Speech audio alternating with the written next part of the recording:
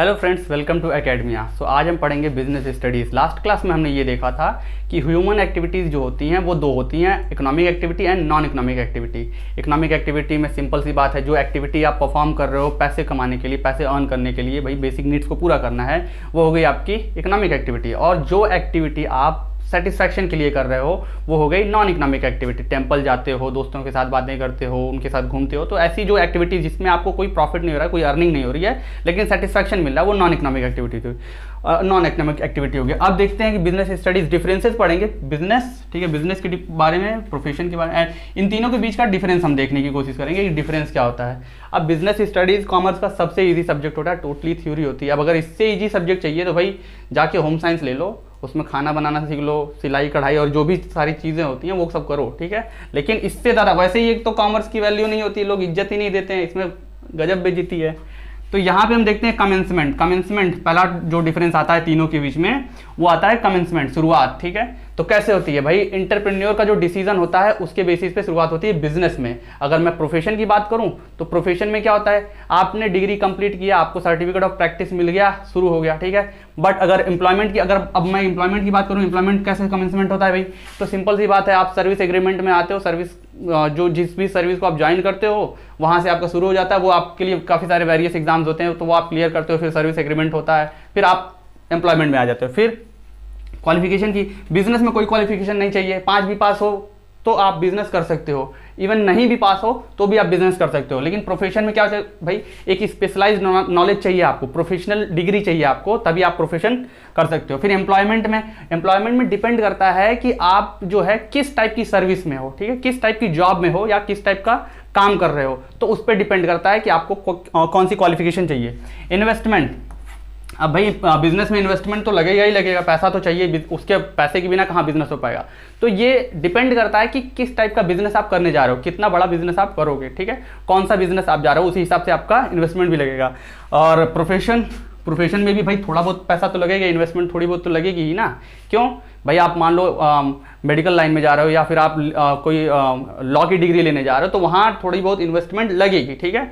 अब यहाँ पे क्या होगा, एम्प्लॉयमेंट की अगर हम बात करें कि वहाँ पे इन्वेस्टमेंट बहुत ही कम लगती है या एकदम नहीं लगती है, वो डिपेंड करता है भाई, आपको सिर्फ जॉब मिल गई, ठीक है, आप जॉब करते हो, बाकी सारी चीज़ें चल रही हैं वहाँ पे। नाउ रिस्क की हम बात करते हैं, तो बिजनेस में टोटल रिस्क होता है भाई, बिजनेस में टोटल रिस्क होता है, आपका पूरा बिजनेस डिस्ट्रॉय हो सकता है, ठीक है।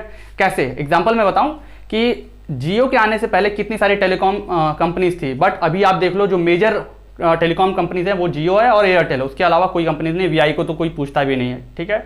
अब हम बात करते हैं प्रोफेशन की कि इसमें क्या रिस्क है, तो इसमें थोड़ा बहुत रिस्क इन्वॉल्व है। जैसे अगर मान लो कि लोग बीमार ही ना हो तो डॉक्टर के पास कौन जाएगा, लोग लड़ाई झगड़ा करें ही ना तो लॉयर के पास कौन जाएगा, ठीक है। तो ये सारी जो चीज़ें होती है, थोड़ा बहुत रिस्क इन्वॉल्व होता है।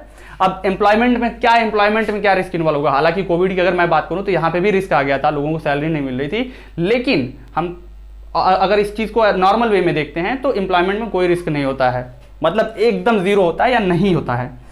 ट्रांसफर ऑफ इंटरेस्ट, ठीक है, इंटरेस्ट की बात करते हैं। ट्रांसफर ऑफ इंटरेस्ट, बिजनेस में आप क्या कर सकते हो भाई, ट्रांसफर कर सकते हो, मेरा बिजनेस तुम्हारा पूरा ट्रांसफर कर दिया। लेकिन अगर मान लो आप डॉक्टर हो या लॉयर हो, ठीक है, तो क्या आप किसी पर्सन की जगह पे डॉक्टर बन सकते हो, वो मतलब आपको जो है इंटरेस्ट ट्रांसफर नहीं कर सकता भाई, आप उसकी जगह पे काम नहीं कर सकते। सेम तो प्रोफेशन में ये हो गया। और एम्प्लॉयमेंट में अगर हम बात करें तो एम्प्लॉयमेंट में भी ये चीज़ नहीं होती है, ठीक है। आप क्या कर, आपका जो ट्रांसफर ऑफ इंटरेस्ट होता है एम्प्लॉयमेंट में वो भी नहीं हो सकता है। आगे हम बात करते हैं मेन ऑब्जेक्टिव क्या होता है भाई, बिजनेस का मेन ऑब्जेक्टिव कोई भी बता देगा। बिजनेस का जो मेन ऑब्जेक्टिव होता है प्रॉफिट अर्न करना, सिर्फ यही ऑब्जेक्टिव होता है बिजनेस का। अब प्रोफेशन की बात करें तो सर्विस प्रोवाइड करना, ठीक है भाई, सर्विस प्रोवाइड करना। अब एम्प्लॉयमेंट की बात करते हैं तो एम्प्लॉयमेंट का भाई क्या होता है भाई, मेन ऑब्जेक्टिव क्या होता है, सैलरी लेना होता है भाई, वो एम्प्लॉयर को अपने सेटिस्फाइड करता है और उसके बदले में वेज एंड सैलरी पाता है वो। फिर कोड ऑफ कंडक्ट, बिजनेस में कोई कोड ऑफ कंडक्ट नहीं होता है, कोई ज़्यादा नियम कानून नहीं होता है। प्रोफेशन की बात करें तो कोड ऑफ कंडक्ट होता है भाई, जैसे अगर आप मेडिकल में देख लो, आप मेडिकल काउंसिल ऑफ इंडिया होती है, वो काफ़ी सारे रूल्स रेगुलेशन होते हैं। फिर बार काउंसिल ऑफ इंडिया देख लो तो आप काफ़ी सारे रूल रेगुलेशन वहाँ पे भी होते हैं।